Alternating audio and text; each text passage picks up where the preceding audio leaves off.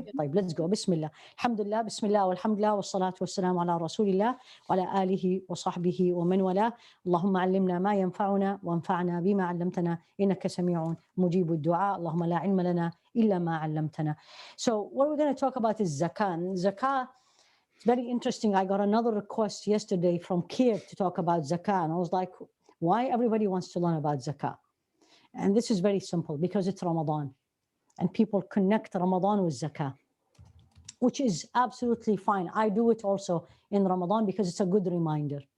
But what we really need to learn is, number one, what is zakah? And what status zakah has in Islam? What is the proof behind that? Who does it go to, and how many, and how much? And which thing, or what are the things that I have to pay zakah? So let's start from the beginning. What is the word zakah? And in Islam in general, it's extremely helpful for all of you and everybody who's listening, is that you know the meaning of the name.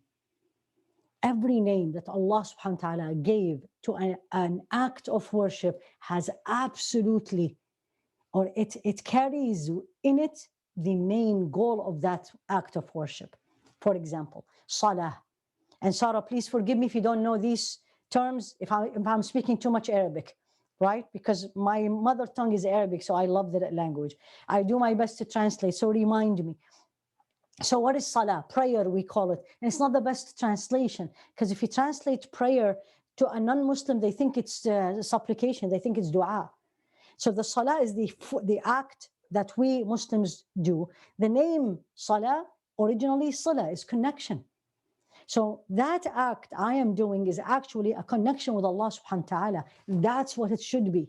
That's what it brings to me and leads me to, that my connection with Allah subhanahu wa ta'ala becomes stronger. So come and bring it to the zakah. What is zakah? Zakah, yasku, in the Arabic language. It is something that it has two complete separate meaning. One meaning is to purify. And the other one is to multiply. Subhanallah. Meaning, and this is extremely important when we have problem in paying the zakah, meaning not the problem where and how much. The problem is in me. I was like, you know what, I don't have enough. I have this thing to do and that thing to do. And now you're going to tell me pay this and that. Come back to the meaning. And that will make it much easier for you. Number one is to purify you. And number two is to multiply what you have. Subhanallah. And who said so? Allah subhanahu wa ta'ala. And Allah said this in Surah At-Tawbah, the chapter, repentance. خُذْ مِنْ أَمْوَالِهِمْ. Take from their money. Sadaqah. And sadaqah in this here is not charity, it's zakah. And why? تُطَهِّرُهُمْ, to purify. وَتُزَكِّيهِمْ بِهَا. And you to purify and to multiply and purify by it. وَصَلِّ عَلَيْهِمْ, make dua for them. إِنَّ صَلَاتَكَ سَكَنٌ لَهُمْ. Allah is saying this to Rasul alayhi salatu wasalam. This verse is where zakah is an obligation. So the ruling of zakah in Islam is not something good I need to do, or this is going to give me a lot of reward. No, it's an obligation. What does obligation mean in general? Principle. So you all know. Obligation, any act, when I say this is obligation, meaning if I do it, I'll be rewarded. But if I don't do it, I'll be punished. So zakah is one of them. It's like salah, it's like fasting, Ramadan now. So it's an obligation. I have to do it. Khudh, take, it's an order. It's the form, or the word Allah used in the Quran is a form of obligation. Fi'lul amr, we say it, which is the sentence or the verb that Allah subhanahu wa ta'ala used is an order form, which means obligation in general, unless there is another explanation. So number one, it's an obligation. I have to do it, right? And the other verse in the Quran that talks about zakah as an obligation, it's in Surah Al-Baqarah, chapter the cow. يا أيها الذين آمنوا أنفقوا مما كسبتم ومما أخرجنا لكم من الأرض. I'm sorry. يا أيها الذين آمنوا أنفقوا من طيبات ما كسبتم ومما أخرجنا لكم من الأرض. Oh believers, you and me, spend, that's an order. Spend what? من طيبات ما كسبتم, from the best of what you have earned. I work, I get a salary. I do business, I get profit. من طيبات ما كسبتم ومما أخرجنا لكم من الأرض. And what comes out of the earth. And that's the zakah of the vegetations, or like fruits, like vegetables, like all these things. So these are the two orders. أنفقوا, spend. It's not a choice. It's not like I like it, I don't like it. Well, let me do it when I can. No, you don't do it, you're punished. Now, then the question next one comes in to make it much easier. Who should pay it? Is it obligation on everyone? Man and woman and young and old, Muslim, non-Muslim? No. That's very easy to make your understanding of the things simpler. It's an obligation on the following. Number one, Muslim. Has to be a Muslim. Non-Muslims, you cannot go and tell them you need to pay. It's not like taxes. Taxes is a rule of the country, applies to everybody. Zakah is the rule of the Muslims, applies to Muslims only. One. Number two, has to be an adult. Has to be an adult. Muslim, and Muslim hur, free, not a slave. And aqil, meaning state of mind. So the person who's crazy, who is not in a state of mind, zakah on him is not an obligation unless he has someone who takes care of his money. Power of attorney is given to somebody else, then that somebody else has to pay it. So al-Muslim has to be Muslim, aqil, in his state of mind, hur is free. These are the three. Then comes to the two. So this applies, you and me now, we are eligible. We have to, but there's two more. Number one, you have it. And number two, time. So there is amount and time. Amount and time, to make it simple. What is the amount? They call it nisab. Nisab means what? The minimum amount of money you have. That amount, once you get to that level, zakah becomes obligation. That's one. And number two, time. Time. That amount of money that you have has to be in your possession, and you own it, you can control it, you have an access to it. Pay attention to every word I'm saying. This is fiqh. You don't have anybody here that have a lawyer or attorney background, because it's like fiqh. When you study the Islamic rulings, it's like the law language. Every word has a meaning, and every word means something. So I have to have a amount of money, and that amount of money has to be in my possession. I have control, I have access to it, and it has to be in my possession for 1 year. So the minimum amount of the money, I don't recall exactly this year, it's 1,015 cash. I'm not talking about cash. The minimum, I don't recall, subhanAllah. And out of this, you have to have it for 1 year, then you pay 2.5% only. And the reason I'm saying only, because we live in the States. What is the minimum tax category? If anybody knows. Minimum. Anybody knows? You can write or you can speak. I think 20% is minimum. Then it goes up to like 30, 35%. Right? 20. And there is 27. And then there is 32. And then goes to 40. 40%. As people joke here, they say, we work the first 4 months free. We work free for the government. You know why? Because you're paying it all for your taxes. Zakah, 2.5%. Meaning, if I have $100, I pay $2.50. If I have $1,000, I pay $25. If I have $10,000, $250. If I have 100,000, 2,500 or 2,500. So I have to have the minimum. The second, that amount of money has to be in my possession for a year. The easiest way to calculate it. Look at your bank account. Last May and today, you had $2,000 in your last month, last May 2020, and now you come to your account and you have $2,250. 2021, you still have $2,000, you pay zakah. 2.5%. Every 1,000 is 2.5%. So how much? Exactly. So $2,000, you pay $50. And people cries about it.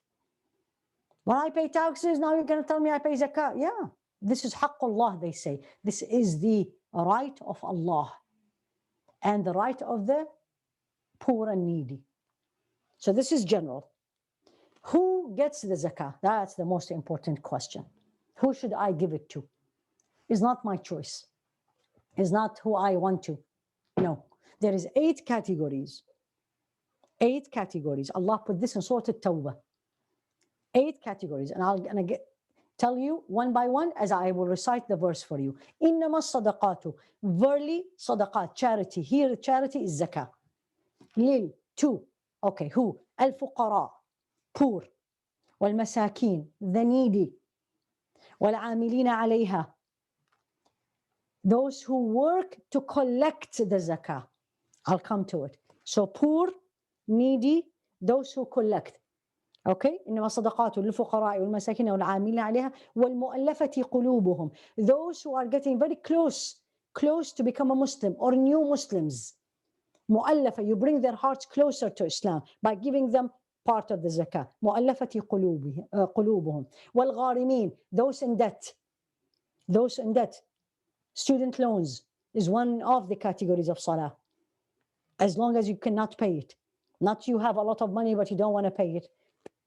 So الغارمين. Okay. إنما الصدقات. Verily, zakah is poor, needy, فقراء, مساكين, عاملين عليها, those who collect it. مؤلفة قلوبهم, new Muslims or coming to Islam, thinking of becoming a Muslim. الغارمين, those who are in debt. وفي الرقاب, those who are slave and you want to free them, right? وابن السبيل, traveler. وفي سبيل الله, for the sake of Allah. The sake of Allah originally was to give it for jihad, for fighting, and now scholars have spread it, and it includes anything that will help in the spread the knowledge about Islam. Fi sabilillah, for the sake of Allah. And that's where the masajid, the Islamic schools, institutions, all came under that. So you have 8 categories. What I always recommend to everybody, try to include these 8. Start with the poor, definitely, and a needy. There's a lot, preferably in your area. So if you live in Minnesota, preferably in Minnesota. There isn't, which I doubt. But you know somebody who is much more needy than the person in Minnesota, but they live, let's say, in St. Louis, or they live back home, or they live overseas. You know that. Then start with these. Divide your zakah. So you have $50. You have only $2,000 in the bank. And the 20, and your zakah is $50. Give 10, 10, 10, 10, 10, or 5, 10. Divide it. The things we don't have these days is freeing a slave. We don't have it. Ibn Sabil, the traveler, is very unlikely. So give you an example of a traveler.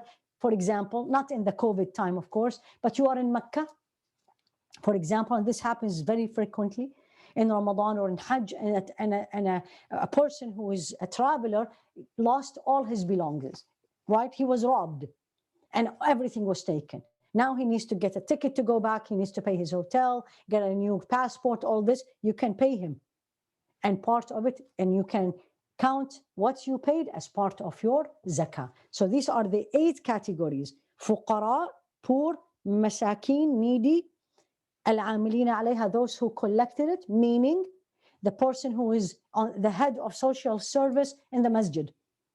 That person, right, salary that can come from the zakah, because he collect, and he or she collect, and more importantly, they go and pay it. They go to this place and that place and this family and do the case study. So al-amilina alayha, it's a lot of work to collect it and to spend it. So the salary of the social service person, for example, or the zakah, let's say the zakah coordinator, if there is something like that, can come from the zakah money, right? مؤلفة قلوبهم, we talked about it to the new Muslims, right? في الرقاب, free a slave. Al-Gharimin, those in debt. For example, I'll give you an example. I received it yesterday from a friend, right? Somebody was visiting overseas, American, young, he had a car accident and the woman died.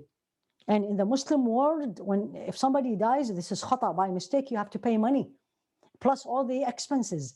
The bill came into about $30,000. So they were collecting from the zakah because that person is in debt and he has or she has to pay it. So if you are in debt, or we said student loans, okay? And then travelers, we gave the example, and then fi sabilillah, for the sake of Allah. Anything you do to spread this beautiful religion that needs money, then it's zakatable. It is zakatable. So that's money. Another category of zakat is gold and silver. Gold and silver only. Diamonds and others are not zakatable. It's gold and silver in most of the opinions, whether you are buying it to wear it for like a jewelry, or you are buying it to, for example, you're buying the coins. It's the same.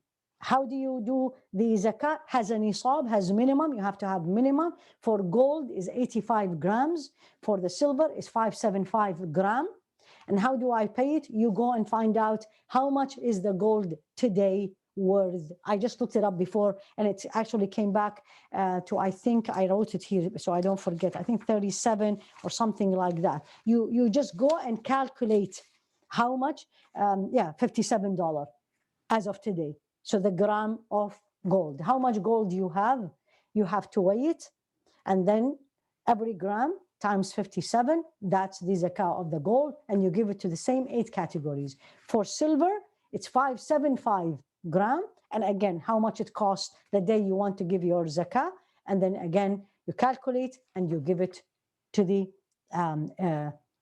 one of the 8 categories or the all categories. Then you come into trade, right? So people are in business. What do they do? You have, for example, real estate. How do you pay the zakah on it? Anything, money comes, the asl, the original amount, you don't pay. So you don't pay on the amount of the house, but you pay on the money comes from renting the house. And again, this will go to your, again, bank account. If you have a separate bank account, for example, for your real estate or for your business, what's amount of money in that account, you pay the zakah.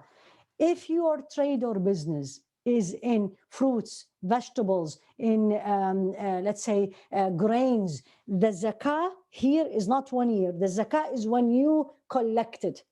So you have farms, and let's say in Colombia, you are in California, you have the huge farms, strawberry farms, grape farms, whatever. When you collect it,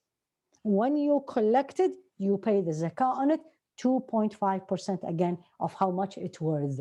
And you either give it itself, like you give part of the strawberry as a zakah, or how much the strawberry cost, and you give it as money. I try to make it as simple as I can. And I don't know if it is, we have a little bit more money, time. Any questions? I think I already start getting questions. Bismillah, alhamdulillah. How about if this money was not your money, but a money that you will put in to loan, giving, or school, or buying a house with it? I didn't get the question, Ya Zainab. The money was not your money, but What I mean is, like, let's say someone is collecting this money to pay back a loans that they have. Do they still have to pay a percentage of zakat from the money that they're giving to the loans? So you are in debt. You have student loan. Yeah, you have to pay student money, and then, like, they cost, for example, 30,000, and you have a 30,000 in your bank to give it to that school. You still have. So why didn't you give it to the school yet? You didn't give it to the school yet. Do you still have to pay zakat? Because the school didn't start. Oh, but it's not a year yet. Okay. I have a question. Remember, the year has to be a year. So it's not a year yet. But the people who gave you the money, let's assume it is you or me, that is part of their zakah because you are in debt. Right? But for you, you don't have it for a year, plus you are in debt. And some people, the question comes in, if I have a debt and I have a cash money, do I pay zakah on that my cash, although I am in debt? Did you get the question? So you have a house and you have a loan on the house, but you have a $10,000 in the bank. Do you pay your zakah on this 10,000, although you are in debt?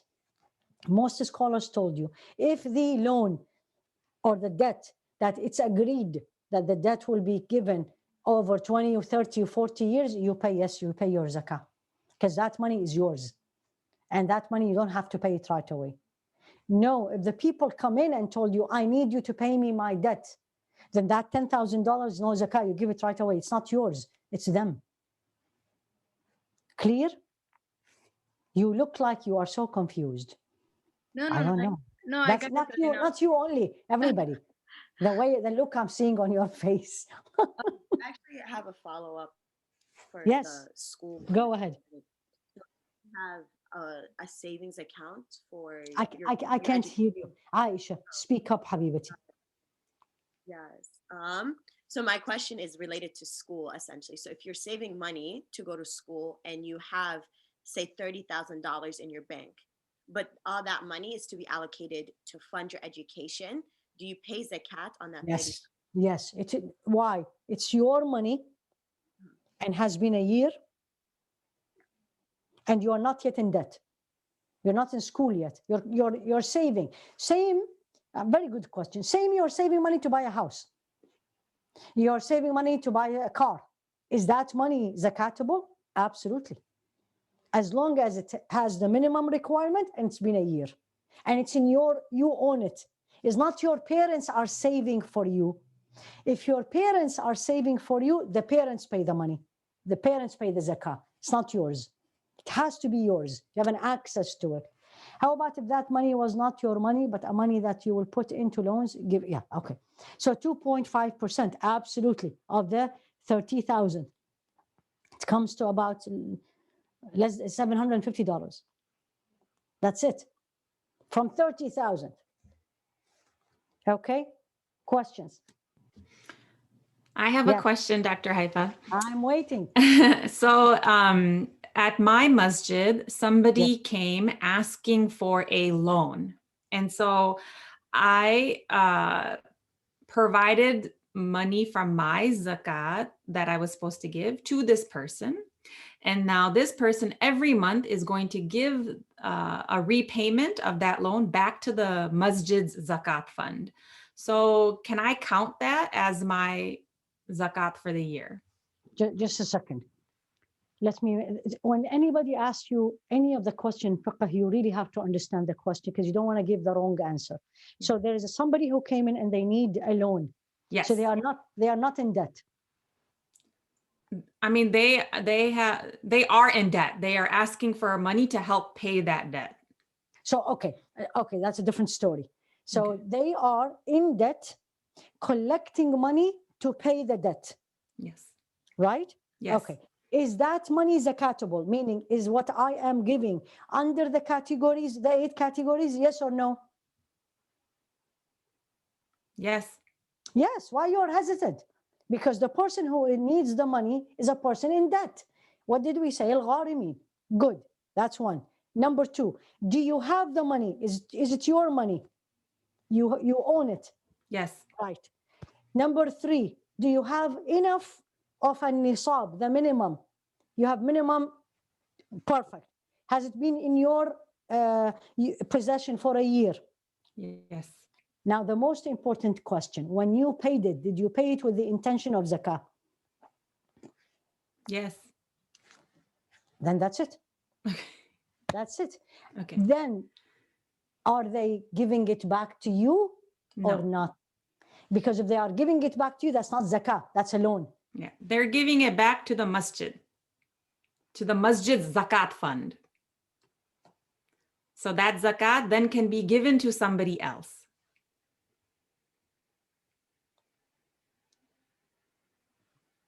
Explain it again. Okay, This is so the trick. I'm gonna pick Zainab. Okay, Yeah, okay. Zainab is in debt. She has Okay. fallen behind because she lost her job and she has all this debt.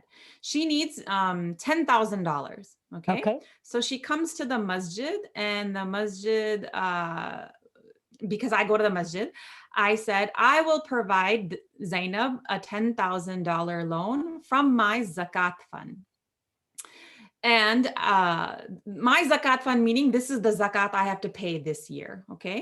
So I give Zainab the $10,000, and every month Zainab gives $100 as repayment back into the masjid's zakat fund, Why? because I wanted it to be zakat. I didn't want it to come back to me. I Right. wanted it to come back to them. But why the repayment? That's where the trick is. Oh, they didn't want zakat. They wanted a loan, an interest-free loan. They didn't want to go to the bank. Okay. Did you get the question now? So basically, I am giving my zakat to the masjid zakat fund, but in an indirect way. Yeah. Yes. Did you get the question? Yes. Right? Yes. Is that possible? Yes. Okay, Basically, I would have done it differently. I would have given it directly to the masjid as zakah and let the masjid deal with it. Then you are fine. Because that person is in debt and he wants to get out of his debt, and he is not obliged to pay it back, but he didn't want to now to get it as zakah, although he is a deserving zakah person, but he wanted to be grateful to the masjid. He's paying it back to the masjid, to the zakat, to help somebody else. Yes. Then yes, you can do that. But the most important thing is your niyyah. When you write that check, or when you give that cash, you have to make sure that what you intended is zakah. Yes. That's why if you go every masajid, you will see boxes. One of the boxes says zakah. Yes. And also if you donate online, you will see it, zakah, sadaqah, so make sure. When I was a child, this is also Zainab, mashallah, I was taught that zakah to the fitr is $10. Didn't know. No. Now you are mixing up. Beautiful question. Absolutely mixed up. Zakatul fitr is a complete different story. Okay, I love Aisha. Oh my God. Okay. I'm glad you brought it. It's the same word, but it is not. Now, why it's called Zakatul Fitr is to purify your fasting. So when you fast the whole month of Ramadan, right? This does not require anything, whether you are fasting or you are not fasting. It's the end of the month, you pay $8. Actually, here in St. Louis, it's $8 this year. I don't know what is it in Minneapolis. This has nothing to do with your money. This is Zakatul Fitr. It's another obligation. And it's only $8. And usually you give it to Zakatul Fitr. You give it to a needy people. Most of us will give the masjid, will take. Has to do with your zakah. It's not 2.5%. That's complete two separate issues. One is what you own and 2.5%. This one is basically every year they come and tell you how much is it based upon what it costs to give to make a meal for one Muslim. So when you say it has been a year, you mean a Ramadan year? Yeah, it's usually the lunar year. So lunar year. So the best thing is from Ramadan to Ramadan. So you normally pay your zakah Ramadan first, pay it Ramadan first. Question always comes up. I'm glad now Allah made me remember. Can I pay my zakah ahead of time? So my zakah is due in Ramadan. But Noshina came to me, right, in January and said, Sister Haifa, I'm in debt and I have to pay it. Otherwise, they will kind of charge me that much interest. Of course, I can pay Noshina from my zakah. My intention is zakah. I can give it ahead of time. Most of the scholars agreed because sometimes the need does not come only in Ramadan. The need comes anytime, right? Some people really can't wait till Ramadan. So yes, you can, preferably at the time, but you can do it earlier. Okay, so when the zakah, we have to pay like what year? I didn't get this question. Zainab, explain your questions to me. You already answered it. You said it's every Ramadan. Alhamdulillah. How do I calculate the amount of gold in my jewelry if it contains stones? My diamond ring has a gold band. Good question. Very complicated. Do your best. What usually you do, no, really, because this is what usually you do, you take it to a jeweler and say, can you calculate for me how much gold is there, roughly? What I always do, pay more than less. Pay more than less. And I always say, Ya Allah, if this is more than my zakat, the rest is charity, right? So always try to be more generous when you come to this. But if you want it to precise, you take it to a jeweler and he will tell you how much gold is there. Okay. I have a follow-up about the college fund thing because Yeah. I was told I had this all wrong essentially because I was told originally if you're saving money to allocate it to something, then you weren't supposed to pay zakat on it. And so for me, I'm sitting here not thinking I had to pay zakat on this money. And so my question would be, say last Ramadan, there was maybe $10,000 in this fund. Okay. Okay, but then as the year went on, I kept adding, and now there's like $30,000 in this fund. Do Okay. I pay zakat from the $10,000 that I started, like from last Ramadan to this day, or do I pay zakat on $30,000 because it hasn't been a year that I've had 30,000? It's been a Very good year question. since I've had. Very good question. What do you think the answer? Very good I really, question. That's very, huh? I think So- it's the 10,000, but I don't Exactly. know. Yes. Okay. Because you had 10,000 May 1st, Yeah. right? And then June you added, or May or January you added, and then you don't know how Yeah. much. So Yeah. May you pay for the 10. However, June you will have to pay for what you added, or July you have to pay for what you added. It gets very difficult. So the safest way is to do what? Just pay zakat on the 30 then? Exactly. And now Okay. you paid those ahead of time. Did you get my Okay. point? Yeah. Because it has Okay. to be a year. So that means July, if I put $1,000 in July, I have to pay on it in July and in August. And it gets very confusing and I will forget. And this is zakat. This, as I said, it's obligation. The easiest way is pay what you have now. And again, I say to Allah, if it is more than what I should, the rest is charity. Yani play it Okay. safe. Okay. What about my 401k? Very good question, Yanoshina. And retirement plan. People have went back and forth on this. And this is really what give people a heart attack. Because some people have millions in their 401k, right? So scholars differ. Some says, is 401k the amount of money you have? Is it in your possession? You can go and get it anytime? Shina? With a penalty.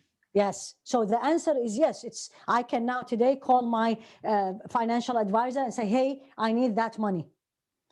Now he's going to give me the money, but he's not going to give me the whole money because he's going to remove what? The penalty, the taxes. So the zakatable is what you are going to receive, not what you have. That's one, right? Others said it is in your ownership now. Safer, pay it all. Pay it all. And other people say, no, it is not, because it is not in you don't have it. I go with thee. It is absolutely in my ownership, because anytime I pick the phone, I'll get it, right? And I'm not gonna go calculate how much is the penalty. I always pay it all.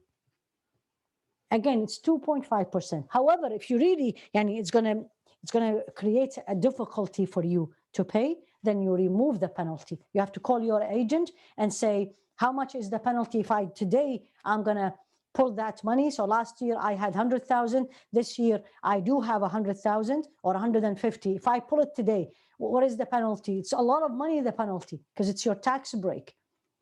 So he said, you know what, the check, I said, what check you will write for me after the penalty? That check is zakatable. So Okay. I have Yes. a question. So gold counts as part of the zakat, money counts zakat. If you're getting renting from the house counts as zakat. Do cars and like other? No, anything you use for your daily use is not zakatable. So if you have two cars, one car is what you use. The other one is a vintage car. You know what's a vintage car? So these cars, like you buy it from, cost a lot of money, and then one day you're going to sell it and you're not using it for your own, that's zakatable. It's like the gold, right? But Yeah. the car, that's why even the gold, they differ. If it is a ring, I use it every single day. Some scholars will tell you this is not zakatable because you're using it every day. But most of the jumhur, most of the majority of the opinion says no, because it has a value.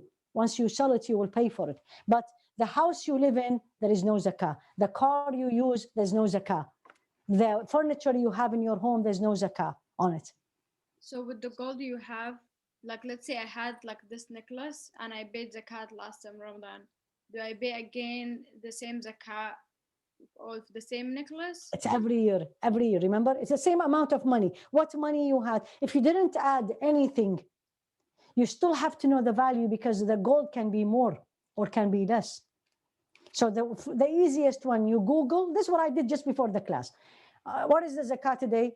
The gold value, 57, that's it. Calculate and you will know how much. Let's say you have 1,000 grams, right? Times 57, right? That will be 57,000, right? If you have 1,000 grams of gold, that's what you pay. Already? People ask if rice is zakat eligible. Are we? People differ. Masajid, schools, almost everybody agreed it is zakatable. Some people say it is not because they limited fi sabilillah for jihad. Institutions like you, which does not really offer education about Islam, meaning you teach the Muslims everything, question mark. I will, if I'm going to donate to rice, I will donate it as a charity to be on the safe side because it's in the gray zone. And so go with the 8 categories, but easier. But then masajid, schools, education, Quran schools, for example, like us, like Rabata, like these who teaches Islam, Zaytuna, Qalam, all these, they go under zakatable in most of the opinion. If we accept it, can we use the money towards like scholarships for people who want to come to our conference, who want to come to our trainings?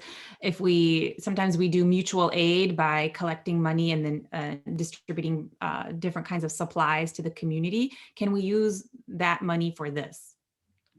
No, because it has to go to the 8 categories.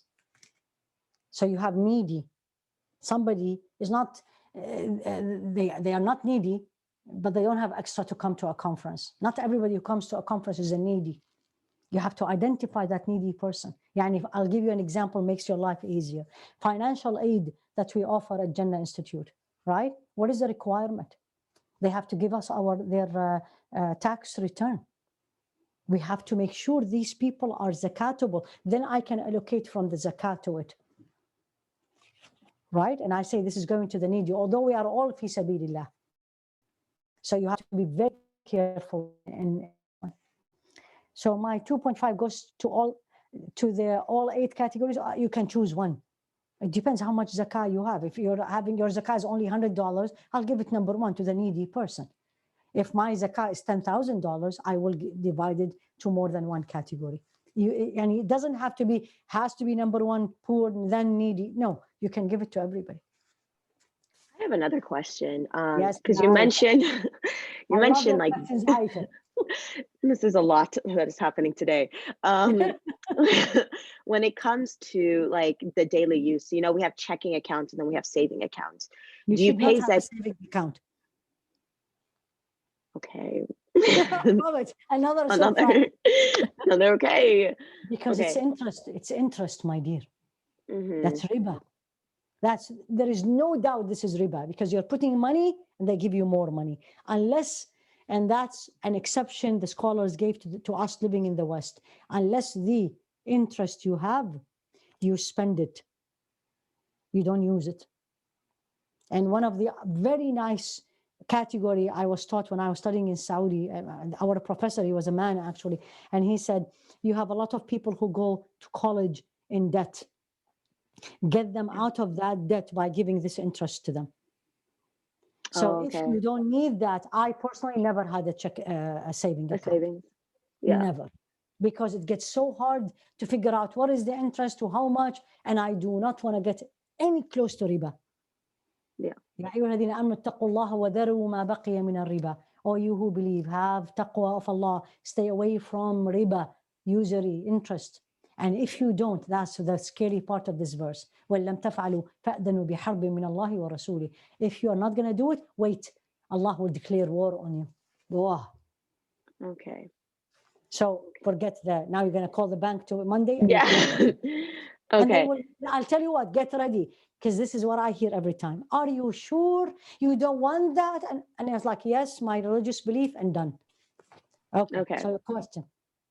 Okay, because I was gonna wonder, do you pay, because check-ins is everyday usage, right? So I didn't know if you pay zakat on your check-ins and your savings, or do you just pay zakat on Same what you're story saving? as Aisha. What you had in your checking May 1st, what do you have in Okay. your checking today, what you have in your saving, what you have in your Okay. saving. Okay, So thank you. Zainab said, oh, I love Islam. If this law was being practiced in America, these 1% rich men, absolutely. Absolutely. It happened at the time of Sayyidina Umar ibn Abdul Aziz, the fifth Khalifa. They came to a point, there was no one deserving of zakah. Can you imagine? Because that time, the Muslim, yani ummah, the Muslim nation became so rich and everybody paying their zakah that there were no needy people anymore. Where are we? And yeah, Zainab is not this 1%. I'm gonna say if all the rich Muslims in the world paid their zakah, there would be no poverty, whether in the West or whether in the East. I got so many people fighting me on why I worked 5 jobs in undergrad instead of taking a loan. Alhamdulillah, Alhamdulillah. I want to say this to all of you, and this was one of my life motto. I lived with it, and I was criticized right and left. ما يتق الله يجعل له مخرجا ويرزقه من حيث لا يحتسب. Whomsoever have taqwa of Allah, you're Allah conscious, you don't want to say or do anything to displease Him, Allah will open the door for you. Wallah alladhi la ilaha. Allah will open doors for you without you knowing. I can share stories, personal and people I know. Just always in your decision making, and that goes to all of you in Rise, all of you. Any decision making you do, number one reason why I am doing it or why I am not doing it, because it is pleasing to Allah or not pleasing. Not because what everybody else is doing, or that's the norm, or what's the big deal, why not? You know these questions we get? لا يرضي الله, it's not pleasing to Allah, done. It pleases Allah, it doesn't matter. خلاص. Alhamdulillah Rabbil Alameen. Questions, you have 2 minutes. I have one very serious question. So, let me sit well. because I see many people like not paying zakat. There is no knowledge. Like right now, me, I was like, wow, I was so shocked and I felt so guilty. Alhamdulillah, you learned. And I know if in Islam, if you don't know, there is no punishment on you. Yes. You didn't know. Now knowing, I feel like more happy to do my application because zakat is part of Islam and it's like one of the 5 pillars. For those who know this information and don't want to pay the zakat and hold those money, what's like the punishment? Good question. Good, very good question. There's 2 categories.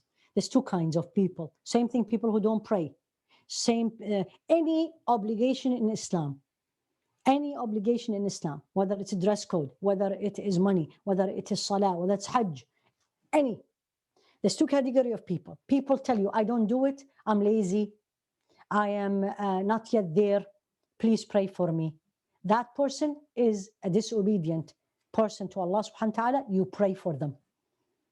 Like one day you and I, we're not where we are now, right? We were not born angels, none of us.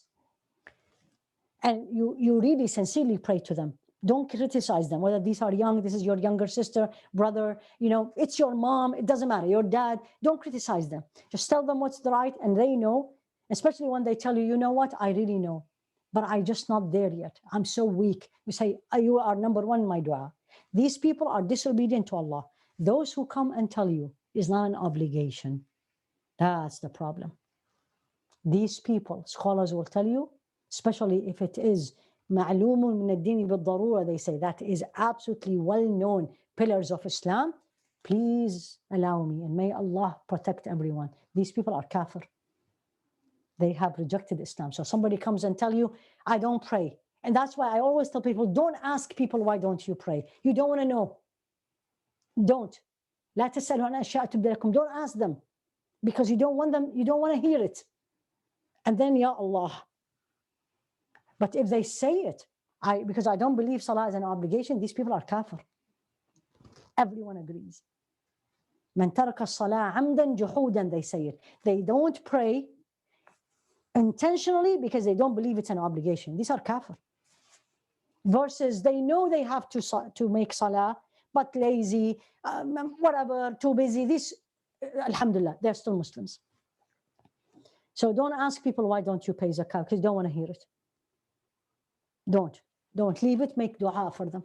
Sincerely, you're fasting, you're breaking your fast, make dua. Ya Allah, don't we always say it? اهدنا جميعا رد المسلمين دينك مردا جميلا. Bring the Muslims all back to your Islam. What will I get from Allah punishing somebody? What will I get?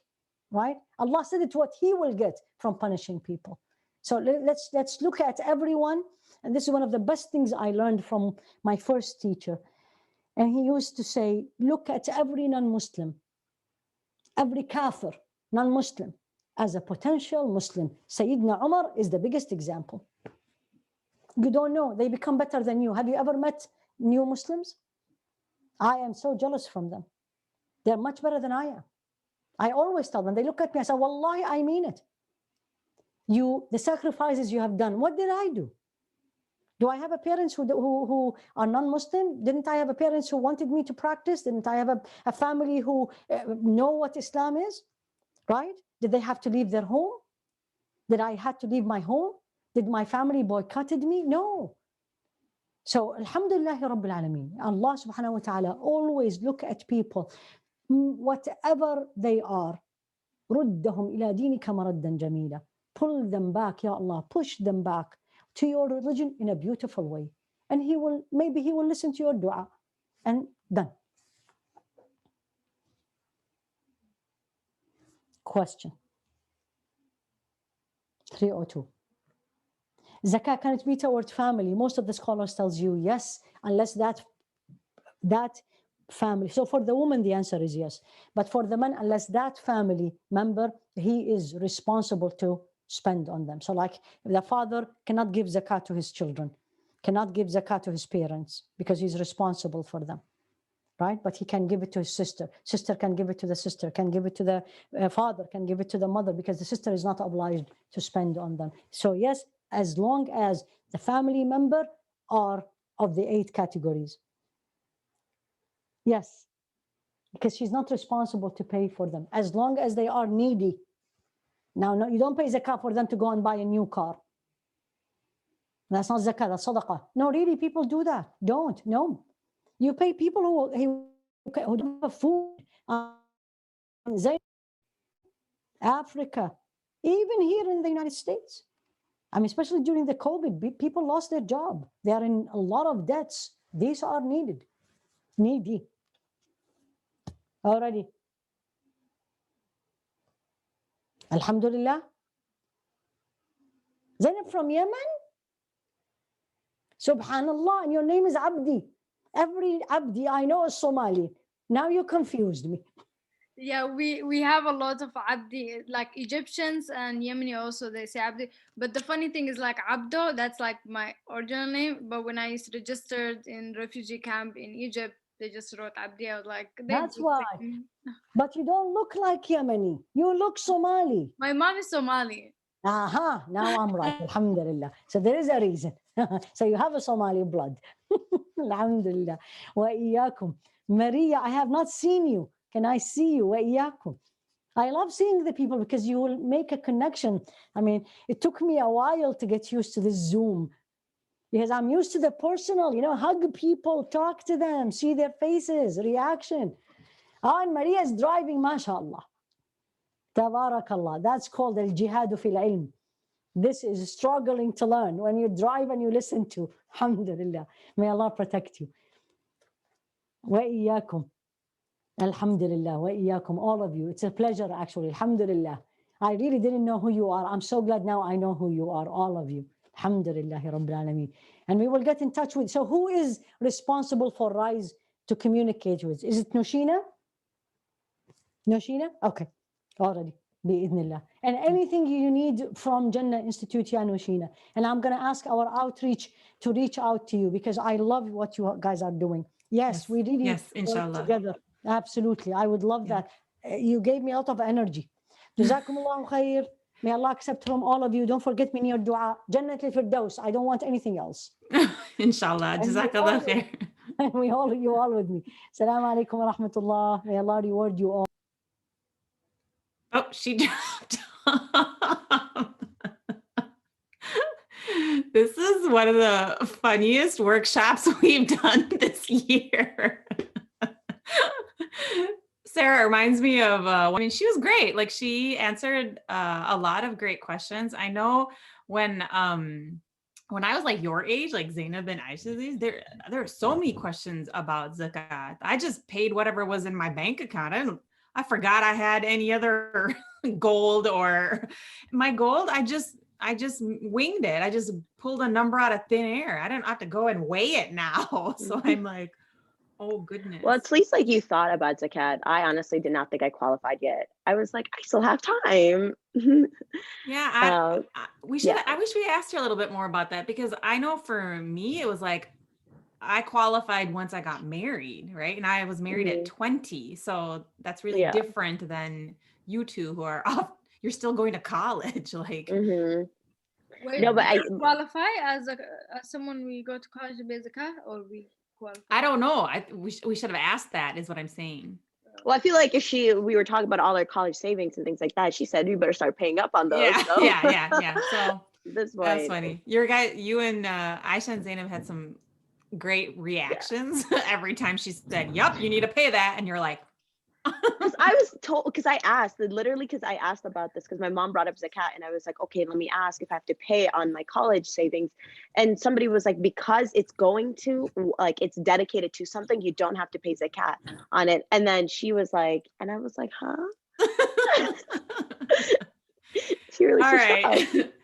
Okay. I've heard people say like you don't have to pay like payments that are going to be due within a year or something like that, but I never do it because I've always like yeah. I haven't heard it from that many places that I feel like confident in doing it. Yeah, I know. yeah. And I want the money to be halal, so yeah. And I don't know if she mentioned this, but like zakat doesn't take away, right? It actually grows it later. And I wish we talked a little bit more about that because that definitely was something that I feel like, well, I have steadily been giving more zakat over the years. And it's because I feel like once you give it, then somehow Allah subhanahu wa ta'ala sends you more risk in a different way. So alhamdulillah. Okay, should we do a quick donor advice fund training that I'm gonna try to lead? All right, so I want to first give you a little bit of background of like what my own situation was like. So I give to multiple organizations and I love to be able to support the different types of nonprofits that are in Minnesota, but as also like that are across the nation. And, I still give zakat back home to family that's in India.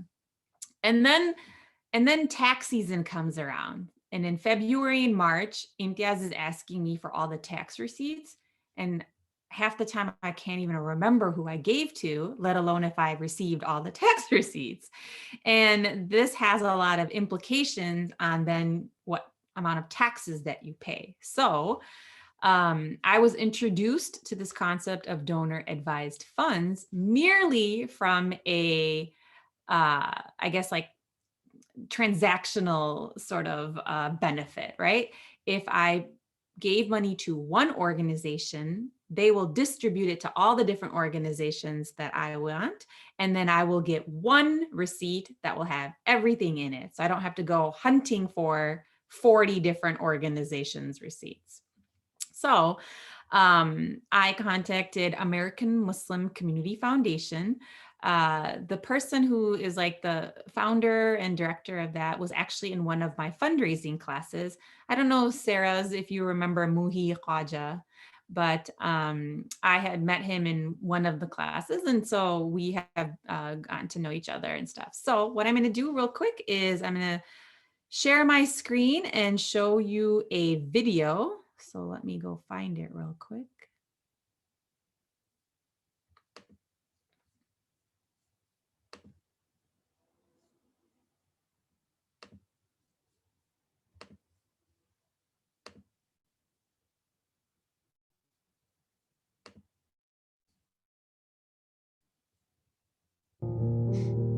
Give me a thumbs up if you see it. A donor advised fund is a giving vehicle that gives you immediate tax benefits, and it also allows you to support the charities of your choice through grant recommendations on your own timetable. So my family and I, we're a middle-class family that wants to have high impact with our philanthropy. But what's been missing is a donor advised fund that is part of the Muslim community. And that's why my wife and I are really committed to creating a donor advised fund. It allows us to have a foundation even at our small level of giving, but allows us to put the funds where it needs to be, don't have to worry about accounting. And then when time comes for us to make the impactful investments we want to, we can reach out to the American Muslim Fund to make those investments for us.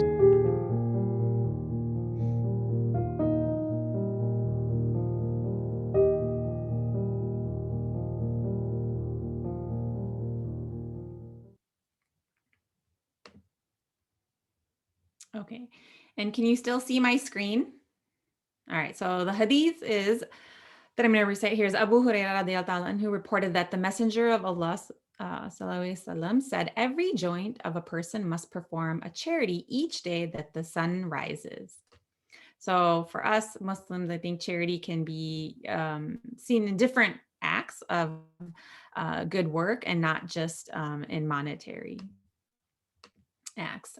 So what is a donor advised fund? A donor advised fund is a charitable account that you hold with this organization, American Muslim Community Foundation. So when you donate assets like money or stock or other things into your DAF, you immediately enjoy tax benefits and an opportunity to grow your assets and the flexibility to distribute funds to charities of your choosing on your own timetable.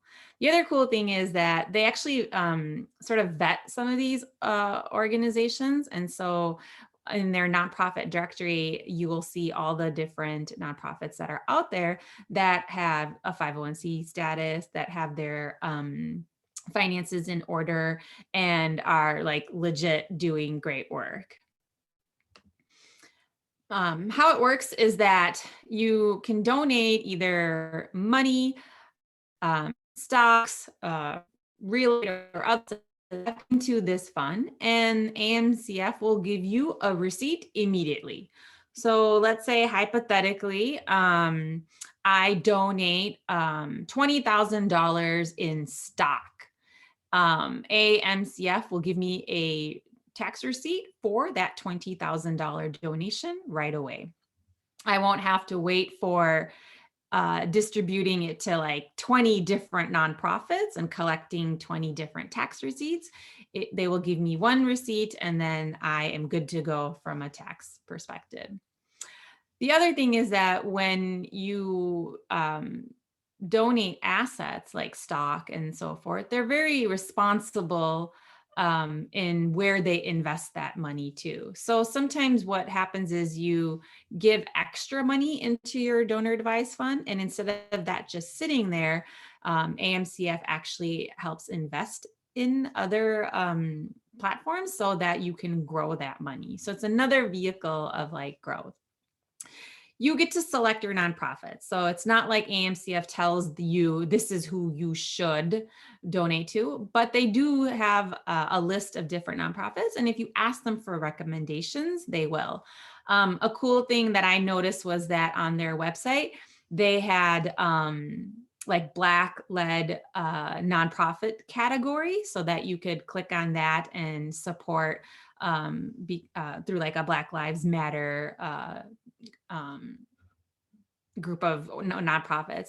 And then they also had one around like women empowerment, and they listed all these great organizations that are doing work around Muslim women's empowerment. So it's kind of nice to see like all these different categories so that you know where to donate your money.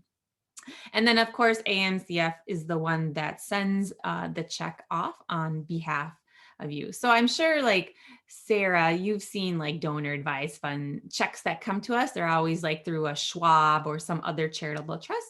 That's basically what the nonprofit would receive. And then it would have like your name on it.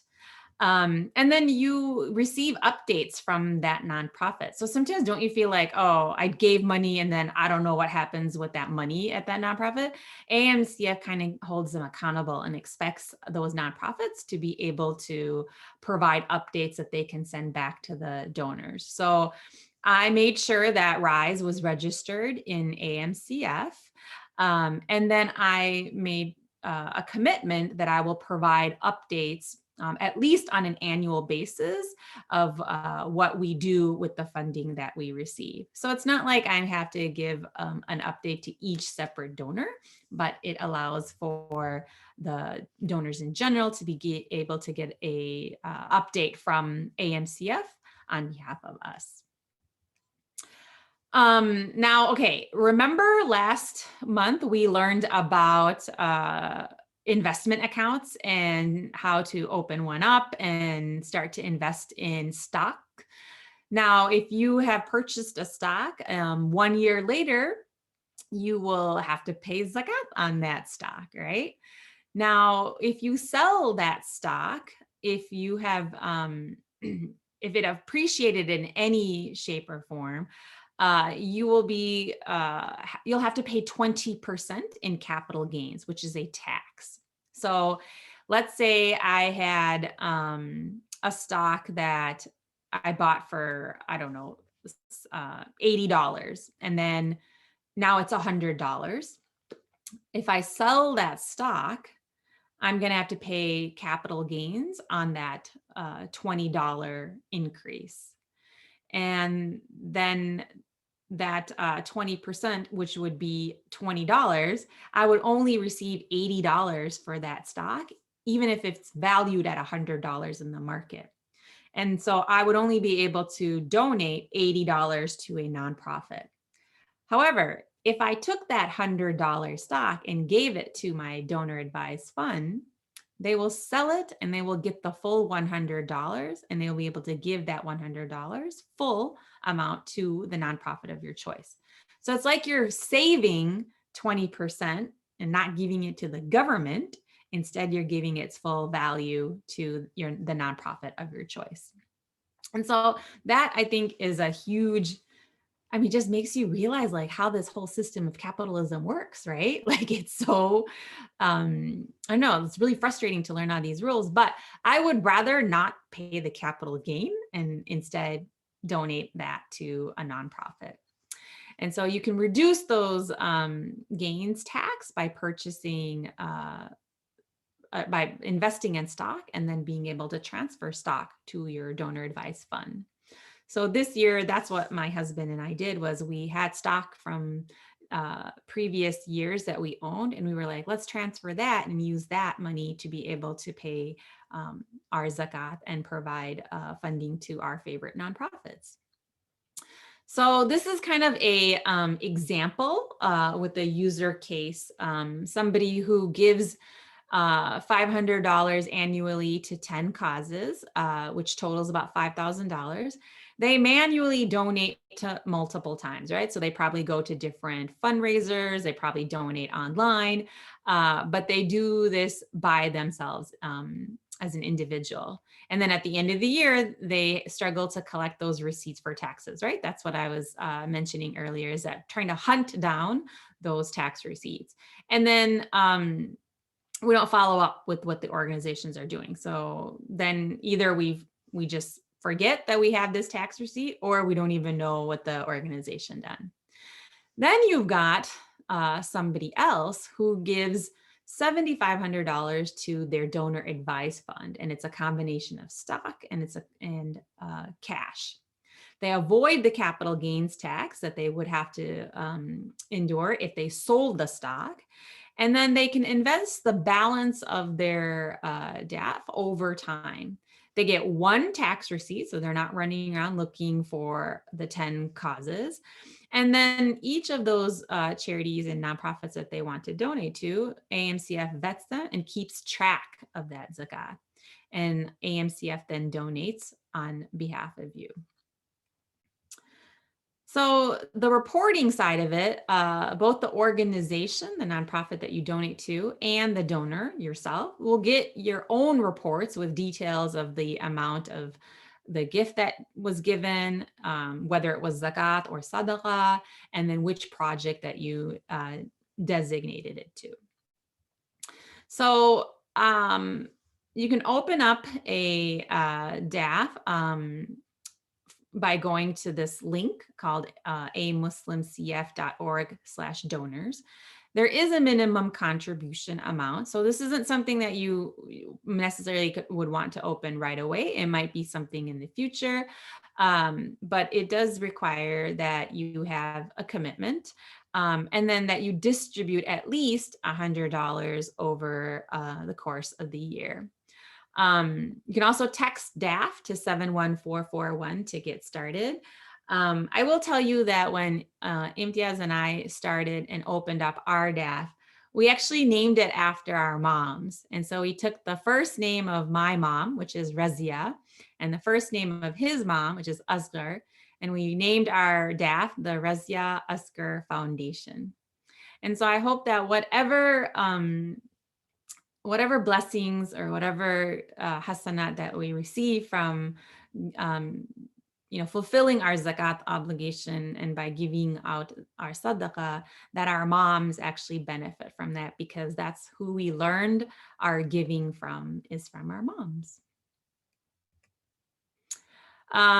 If your budget, if your donor advised fund is under $500,000, which mine is definitely, there is an administrative fee, which is either 0.65% or $125, which I'm telling you, $125 is totally worth it. So you don't have to hunt down 40 different tax receipts. That alone is like enough hours to save for this 125.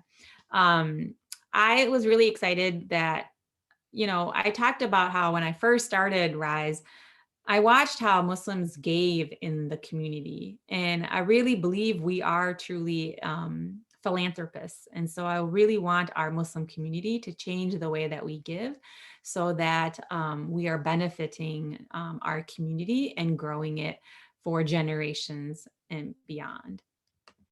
So we'll leave with this last ayah from the Quran, which is from Surah Imran. Never will you attain the good reward until you spend in the way of Allah from that which you love, and never you indeed loving of it.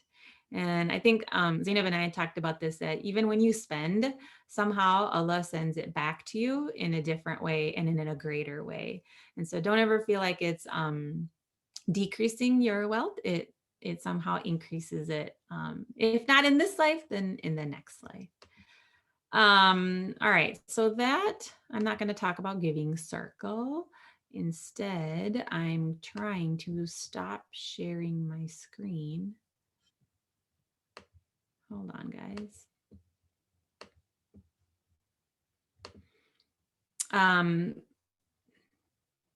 Does anybody have any questions? Otherwise, thank you, Maria. Otherwise, I'm going to drop in the link here, or in the chat here, how you can contact, let's see, the American Muslim Community Foundation to open up a donor advised fund.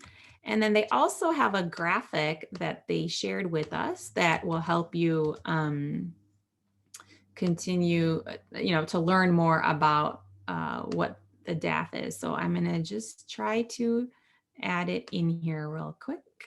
Wait 1 second. hopefully if you click on this, you'll be able to see the image, but you can use that for further reference. And with that, yeah, anybody, any questions? Maybe I can answer them, maybe not. If not, I'm going to hand it over to Zainab. She's going to do a closing dua, and then we will send you on your way. So, Bismillah ar-Rahman ar-Rahim.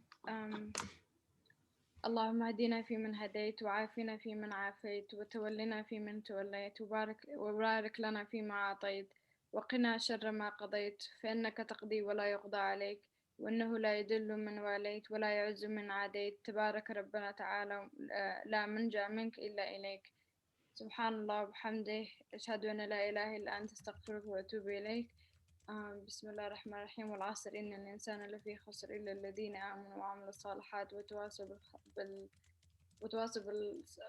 بالحق وتواصوا بالصبر. صدق الله العظيم.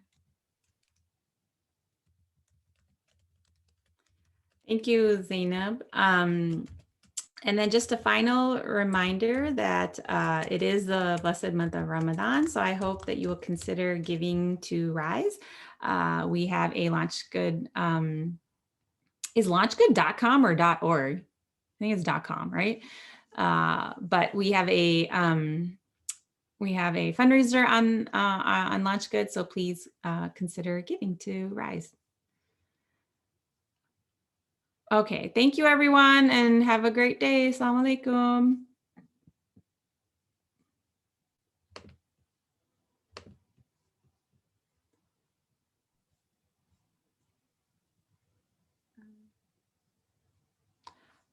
Zainab, can you record to the cloud? Oh. You can. It should give you the option to save either to your desktop or to the cloud when you finish recording. Or maybe it doesn't when you start recording. Yeah, it wasn't a start. So do I stop it? Yeah, just stop it now.